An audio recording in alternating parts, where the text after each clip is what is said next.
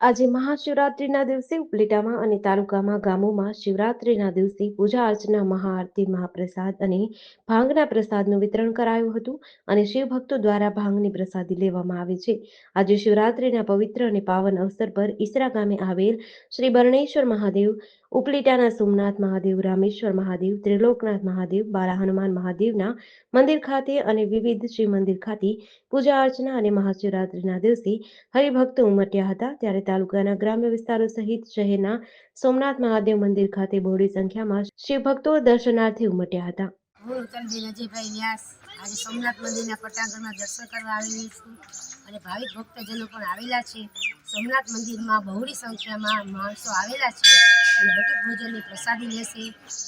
3 time આરતી થશે, રાત્રે 12 વાગે પણ આરતી થશે અને બહોળી સંખ્યામાં મેળો જામ્યો તેવી રીતે બન્યું છે અને મંદિરમાં બધા દર્શન કરે છે, તન મન ધનથી બધા સેવા કરે છે અને પ્રસાદી લેવાના છે અને પૂજા અર્ચના કરવાના છે.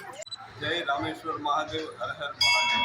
આ રામેશ્વર મહાદેવનું મંદિર કાળા નાલા પાસે આવેલું છે. આ રામેશ્વર મહાદેવ મંદિરમાં આજે 4 પહોરની આરતીનું આયોજન કરવામાં આવ્યું છે, દીપમાળાનું આયોજન કરવામાં આવ્યું છે. ત્યારબાદ બપોરની આરતી બાદ ભાંગનું વિતરણ થશે અને હજારો શિવભક્તો અહીં પ્રસાદ લેશે, ફરાર રૂપી, અને બાળકો પણ બટુક ભોજન કરશે. અને આ શિવરાત્રિનો ઉત્સવ સમગ્ર ઉપલેટા તાલુકામાં દરેક શિવ મંદિરમાં સરસ સારી રીતે ઉજવાય છે. હર હર મહાદેવ, જય રામેશ્વર મહાદેવ. JDC ન્યૂઝ સાથે વિપુલ ધામેચા, ઉપલેટા.